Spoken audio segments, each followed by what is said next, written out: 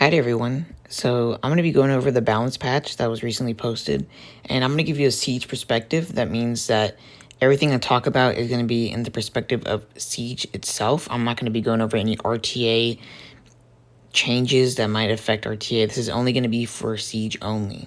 So let's go ahead and take a look at the first balance, which is Dominic. His passive is no longer going to increase his attack power as he reduces his HP. So this is going to reduce his damage by quite a bit. I don't really know what the formula was for how much attack he would get, but at least whenever he gets a lot lower, he's going to do less damage, which can be a bit safer for when you're beating down a Dominic. So it's definitely going to decrease his damage output, which is a bit of a nerf to him on defense. But otherwise, whenever he's full HP, he's still going to have his damage potential. So he's still going to be good on defense. This isn't like, oh, he's done for. He's still going to be around that 200% ignore defense damage plus absorb, and then his S2 with all his multi-hits. He's still going to be a very strong defense pick. All right, and next we have the Shizuka. So her cooldown got increased by 1 turn. That's more of an RTA type thing. We don't really see her in Siege. So now the Oracles, they got recently changed. Let's take a look at them. Their attack bar on S1, instead of recovering the 15% attack bar, they're recovering 10%. So it's going to be less of turn cycling, but let's look at the changes that some of the Oracles got. So Juno now gets a speed buff whenever she gets a harmful effect. She's not really a defense monster. I see her pop up on defense with like Nana, Juno, Savannah, but it's not really that good of a defense. As long as you ignore Juno, she doesn't really do anything. So I don't think this is going to be for defense at all. This is probably going to be more of an offense buff, if anything. Of course, it's the trade-off for the S1 not recovering as much attack bar. Oracle Wind, we got Sierra. So she is going to reduce attack bar whenever she detonates the bomb, it looks like. So this is kind of a buff for defense a little bit. So let's say, for example, I'm using Triana Malaka Fran versus like Sierra Orion Perna. Her reducing the attack bar could potentially make the Orion move in front of my Malaka because it is reducing the attack bar. So this could desync some teams or maybe push a monster on defense to move ahead of a monster on offense. So this is kind of a buff for Sierra on defense. We can maybe see if it messes up any offenses like the one I just mentioned. And Praha. So she now gives a speed buff to all allies. This is actually a pretty good buff for Siege in general. Speed buff is a really strong buff. And having Praha have her own speed buff for her team is pretty good. Just in terms of outcycling, it's nice. I don't think there's going to be too much change. She's already a pretty decent defense pick, but I think this is going to be nice when you're not running her with like a Savannah, because I think you should see like Praha with like a Savannah team, but otherwise it's going to be good for making her more versatile on defense and not relying on like Savannah for speed buff. And then these other options, let's see, we got Dragon. So Varad, glances won't occur if the enemy's defense is half or less than your defense. This is probably more of an offense thing. No one really, Varad isn't a defense monster. But you might be able to do some things on offense with him if you're using him against Molly. And then we have Zyros. Increase the skill cooldown by 1 more turn than the max cooldown if the enemy's attack power is half or less than your attack power. I don't think Zyros is that great on offense. He's a little bit like his arena offense usage, where if you don't land the reset, it's kind of feels bad. So I don't know. I don't like Zyros too much on offense, so I don't see this as too significant. What is this? Grogan, I believe, Dark Dragon. He attack always lands as a critical hit on light monsters. Instead, 150% increased critical damage. Oh, I'm sorry. This is attack always lands a critical hit, so that's an effect added. And then he also has increased critical damage. So this is a pretty nice buff overall. Grogan is already pretty nice because of how he affects revives. So, I mean, this is pretty good buff for offense for all those Grogan owners. And then this change right here kind of hurts Kinky a bit. So monsters that critically hit that are guaranteed, let's say for example, Logan S3 or as it mentions right here, the Polar Queen S2 Storm of Midnight.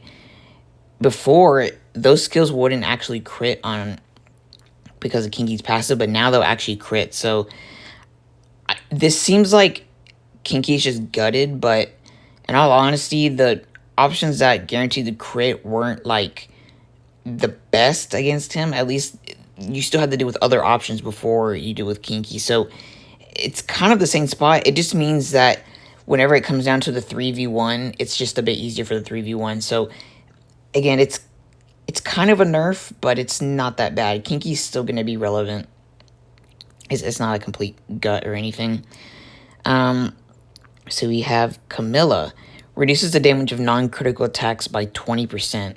So this is something that's, of course, going to be good for offense when you're against, like, say, for example, a Dominic or Onimushas, which do, like, they don't crit. So you reduce that damage. I don't think Camilla's the best tank for those options anyways. So this doesn't seem too crazy of a buff. It's still going to be a good significant change, but otherwise, I think it's just an extra thing for offense that's going to make offense easier. But it's not too crazy. And then Vanessa's change. So this is an interesting buff. Her cooldown of her revive is reduced by 4 turns, so it's going from 8 turns to 4 turns. And then the max skill cooldown of Warrior's Return is increased by 2 turns whenever you revive an ally with a skill up to 2 times. So I believe, if I'm reading this correctly, and after skill ups, it should get to a 2-turn cooldown, I believe. And so it means that she can revive a lot more quickly. So you can almost multiple revive within, like, I think, if I'm reading it correctly, within 2 revives, it goes up to 4 turns. So reviving allies for defense, she kind of was on defense for a little bit, so this might help her on defense. It's a little bit gimmicky, but I think if you can get it to work, it might be interesting. But you also have to remember that there are a lot of monsters that also counter revives, so it may or may not help her on defense. I don't think it's going to be too significant. It may be more of an arena thing, but we'll see. We'll see how creative people are. And then when Valkyria, I can't think of her name right now, but she's and she randomly attacks instead of 2 times, it's 2 to 3 times. So Katarina. So she can possibly attack a 3rd time. It's just RNG, more buff for offense. Ragnarok for Dark Valkyria. Trinity, it's just damage. It's more of an arena thing. Now, Dark Slayer got a pretty interesting buff. The duration of harmful effects you grant with skills will be increased by 1 turn each. If I'm reading this correctly, that means that his provoke will be 2 turns and the defense break will be 2 turns. And the way his passive works, he relies on being provoking to get his passive back. So I think this is a pretty significant buff for the Dark Slayer Gurkha. In terms of defense, I think it's possible he can be on defense. 1-turn defense breaks aren't that great on defense, but a 2-turn defense break that also provokes is really strong, because 2-turn defense breaks in general linger past procs or just normal turns taken, whereas if it's like a 1-turn defense break, you just take a turn in it and the defense break is knocked off. So there's a good chance that Dark Slayer could appear on defense. He seems like a really good control option, and he has some pretty good sustain, so we'll see how he works out. And then we have the Dark Panda Warrior, Ming Yi. Decreases the incoming damage by 35%, which then becomes 50% if the enemy has lower attack power than yours. So in general, I believe Ming Yi wasn't really much of a defense option. I think this might help him for, like, tanking out some teams now. It could be significant to teams that try to nuke him down. You instead tank him out. So I'm not too familiar on teams with Ming Yi's, but it is possible that this buff will make it easier for him to tank out cleaves or any higher damage. So he received a buff in the past as well, where I believe his counterattack will also heal now, instead of only healing himself when he attacks on his turn. So with that previous buff, maybe this buff, he might be a better defense option. I'm not too sure. We'll see. And now Water Totemist Aaliyah. remove one harmful effect granted on all allies. Now, if you're not sure what this skill is, this is her third skill. This is the one that puts up a heal over time and a defense buff. This skill was not as good compared to Riley's, because Riley's actually removed one harmful effect, and it was, you know, one harmful effect removed. It's not like a full cleanse like other cleansers, but it was pretty good enough for if their only debuff was a defense break. So this was actually a pretty huge buff for her on offense, because if you were to use her on an offense, one of the things you were really missing was a cleanse. Say, for example, you did like Fengan, Eladriel, Aaliyah, you didn't have a cleanse. So this is a pretty huge buff, and it's going to make her a lot more versatile on offense. And you'll see later in the patch why this also is a pretty bigger deal than it was. And now Dark Totemis, I believe it's Maya. I believe this is her skill 4, provokes for 1 turn with a 50% chance. This is a pretty good buff. I believe the S2 also provokes, if I'm not mistaken. So this provokes in general are pretty strong, especially with how the Totemists work. In general, provoking stalls out cooldowns. You could see this on offense as well if you use like a Talk. Stalling out cooldowns is really strong, and it allows you to almost take a turn advantage and keep up momentum, whether you're on offense or the defense is attacking you. So it doesn't seem like it's that big, but it might be what's enough to make her viable on defense. So we'll see how she does. Now, the Shadowcasters are kind of a long read if you're not too sure. So I believe this is the S2, I believe, if I'm not mistaken. Ties the enemy shadow. This is how it is currently. Ties the enemy shadow and grants an effect that gives the 30% of the first hit damage to all enemies if you deal a single target skill to the target. So that means like it's like splash damage, basically. This effect can tie to one target at a time and gets untied if the tied target gets hit by a single target attack, or if you get defeated. And, of course, not for bosses. Instead, now, attacks the enemy target to inflict damage, ties the target shadow, and grants an effect that gives 30% of the first hit to all enemies if the target takes single target damage. I believe now this means that it also deals damage. If I'm understanding this correctly. Okay. I think before the skill didn't deal damage, if I'm reading this correctly. Okay, that's so. I guess this is more of an offense thing. I mean, Shadowcasters in general, I think the only one that might appear on defense are the water and fire ones. So I'm not sure really if this does anything. This is probably more of an arena thing, or maybe there's some niche offense you can figure out. But otherwise, this doesn't seem like too much. It's not really easy to understand. And then now the Wind Shadowcaster has a different S3. Now it removes one beneficial effect. So it's kind of like a strip. And then it grants a harmful effect among defense break, attack speed decrease, or glancing hit decrease, or will increase chance. If they have a beneficial effect removed. So in general, I mean, this is pretty good skill now, right? Because then afterwards it exchanges the attack bars. So, I mean, maybe this could be used on defense. I mean, it's probably not going to be an offense thing. Maybe on defense. I'm not too sure. In general, just having a strip with the defense break is pretty strong. So maybe he can be some kind of niche stripper for defense. I'm not too sure, but maybe someone will get creative and figure out something. And then the Light Shadowcaster got a passive change, it looks like. Ignores the target's defense when attacking a target tied by the shadow, and the shadow you tie won't get untied even if the enemy takes damage. That's what it is currently. And now it's ignores defense when attacking a target tied by shadow, and decreases the damage taken from the tied target by 30%. So you take less damage from the tied target, and then when you attack, you remove a beneficial effect. So already, he has a strip, so that's pretty strong. For defense, and then you take less damage from the target you're hitting. Just because it's light, I mean, Cha-Cha is already a counter I'm thinking of, so damage reduction from, let's say, like a Cha-Cha, it doesn't really matter. Maybe he can be good for taking out Cha-Cha because he ignores defense, and then he has a strip, maybe, or something, or you can maybe build him with a +2 that deals with Cha-Cha. That's the only thing I can think of, enter the defense. I mean, for offense, maybe some kind of light tank because he has damage reduction when you hit something, but otherwise, this is either going to be like a really niche defense pick or just a for fun offense, but not too sure. It's kind of hard to pinpoint exactly how to use like LDs without actually playing with them. So, I mean, I haven't even seen the Light Shadowcaster in play, so it's really hard to tell. You kind of just have to like look at the skills and then imagine that you're using them.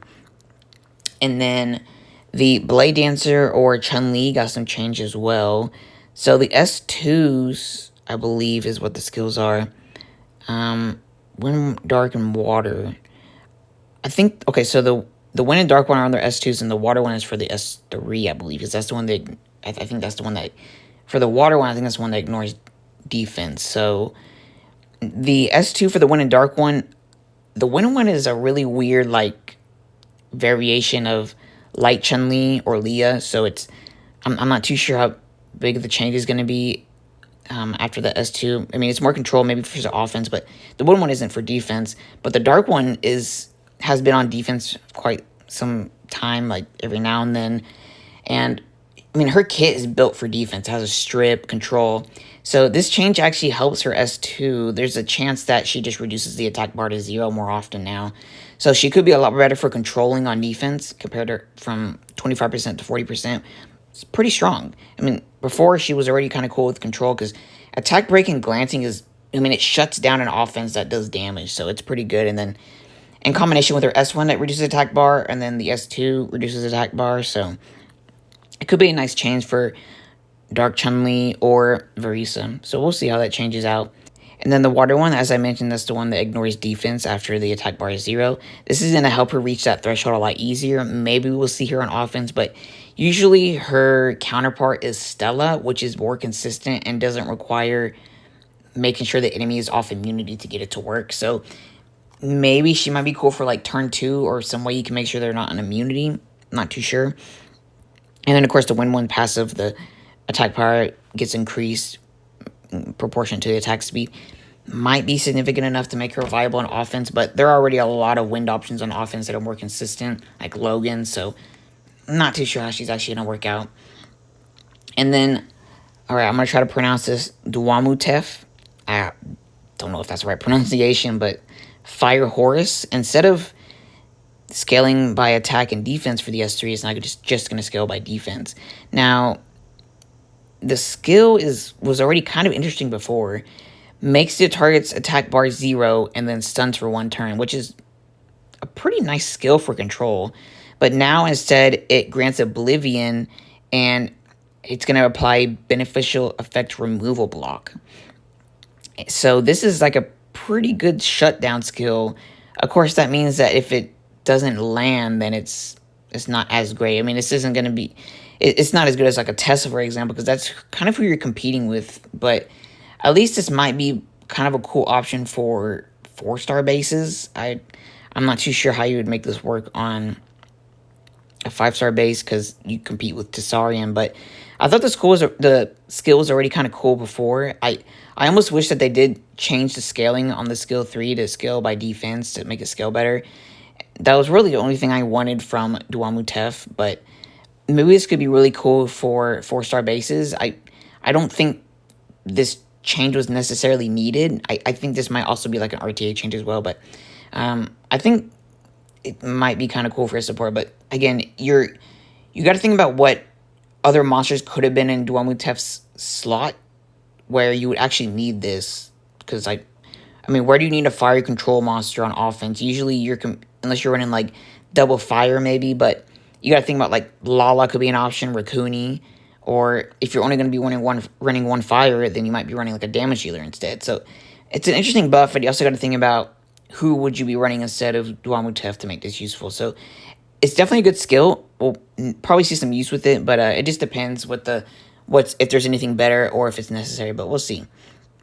And then the Gargoyles got to change for offense, which I think wasn't... I'm sure this is the change that most don't want for the Gargoyles. I think what most have wanted was like when they start the battle that they have their stone form, which is a pretty huge buff for offense. If it was to come into play, it would in turn be an RTA type thing if they started in stone form. Just to kind of explain. So if an offense is going to be hitting you first turn, if say for example you did like Kumin Rikuni Malley and they outspeed your offense, because that means that you don't really have to resurge with your Rikuni to get that mitigation turn one. Before, if they outsped your team, that means that you have to be like above 286 if you're at the minimum. Your Malate wouldn't, or whatever fire tank or light, whichever Malate or rock you used, but usually Malate, would have 30% damage reduction if it was in stone form. So currently there isn't that mitigation at the start of the battle, but this allows like Malate to have mitigation at the start of the battle, which is, in my opinion, too strong for offense. Malate is already a really strong offense option, so to have them start in stone form would be a big buff to offense, when what we really need is a little bit of a buff to defense because of how strong offense has been prevalent throughout the seasons. So looking at the buffs that they did get, the Water Gargoyle, the threshold got increased from 50 to 70% for turning into a statue. The water one is already still not that great. The ideal thing about the gargoyles is that they stay in stone state as long as possible, but this requires you to be low to be in stone state, and you're only guaranteed it to be once when you use the S2, so there's going to be gaps in the stone state unless you're low, and you really don't want to be low anyway, so unless there's some team that puts it in stone state and it can stay consistently in there, I don't see this being that significant. Maybe we'll see something coming up, not sure. Maybe I'll play with him, we'll see, but the gargoyles in general got a 5% increase into heal on their S2 while they're in stone form. This is just a buff for offense. It just makes offense a lot easier. The 5% buff is just going to make them heal a lot easier.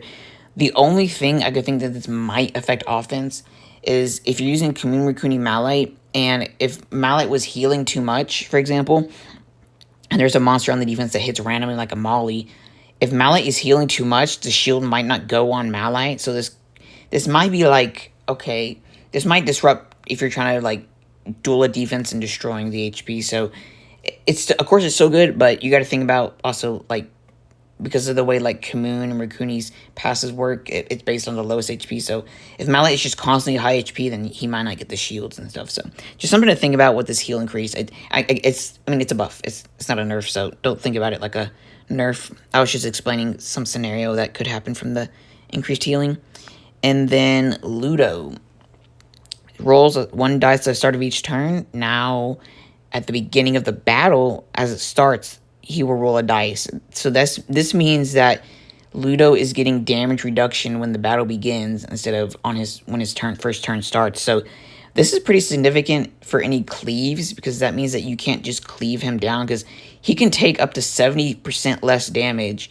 And then include an artifact, you can get to like 90% damage reduction. I don't know if there's any fall off or anything, but that's a lot for a cleave, like countering the cleave. So if a cleave is going up against that and just deals no damage to Ludo can just potentially 1v3 in a worst case. So I think this is kind of significant to stop like Lucian teams. I think this is going to be an interesting change. We'll probably see some counter cleaves with him. I'd imagine that if you're going to use him, you would think, okay, they're not going to Lucian, so I want to try to counter with them like some other options to kind of like water or fire offenses. So I think this is a kind of a fun Ludo change. I might play with Ludo myself just for fun, so should be interesting.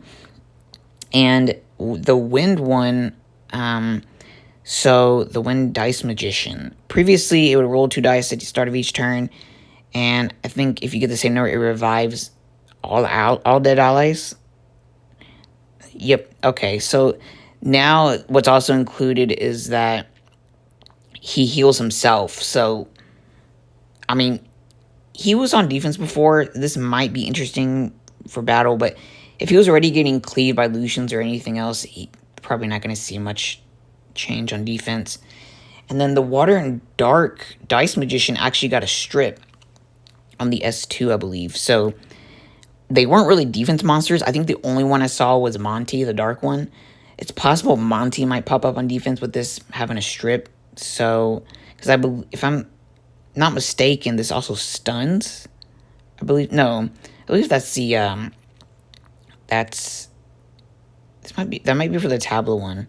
But anyways, now they have a strip and they can apply debuffs following up on the strip. So maybe Monty will pop up on defense again. And then, as I mentioned before with Aaliyah, these changes are kind of interesting for the... I'm going to skip ahead a little bit. So Feng Yan is actually, instead of getting crit rate awakening, is getting accuracy.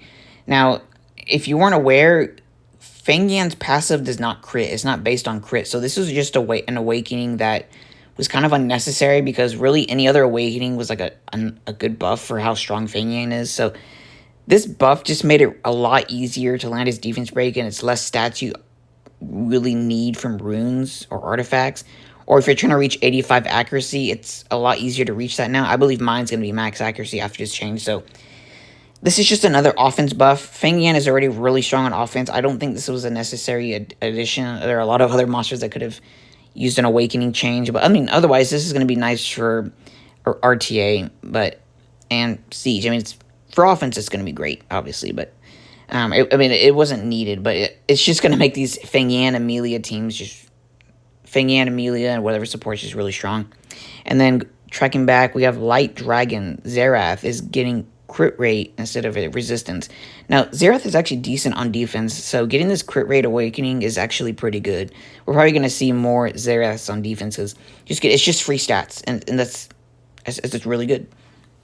And then also, the dragons are getting more base speed, and so this is going to capitalize more on Xerath for defense and making it easier for using the dragons on offense as well. So this is going to be an interesting... For any Xerath owners, I'm sure we're going to see more of them on defense. And then, lastly, other than these skill errors, I'm not going to go through them.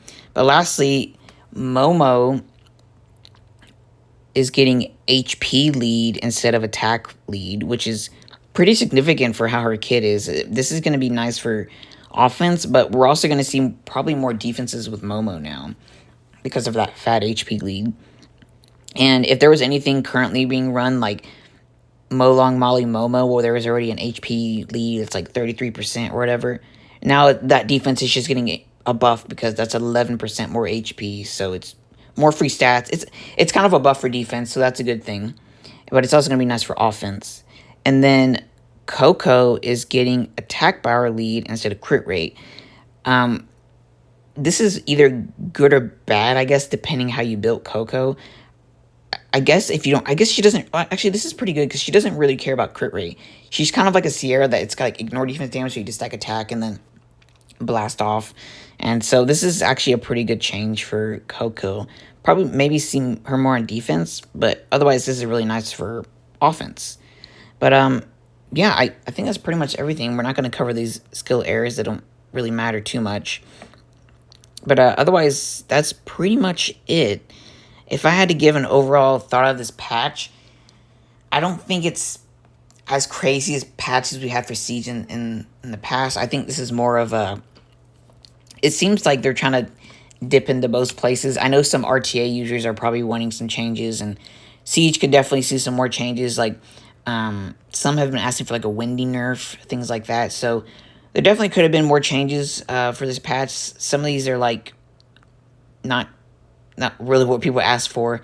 I actually was wanting a Dwumutev buff. I don't know if you ever saw him in my monster box, like out of storage, but not the buff I expected, but it could be interesting. Like I said, a lot of these buffs are going to be like things you kind of just play with, and you'll see if they're good or bad or not. But otherwise, that's pretty much it. I guess I am a little bit sad about Lima getting nerfed, but I mean, it was kind of expected. Oracles having kind of been on the target for getting their S1 nerfed for a very long time, so this was kind of coming for their S1s, but otherwise, this should be a pretty interesting season. I'd expect some more defenses, especially with like Momo.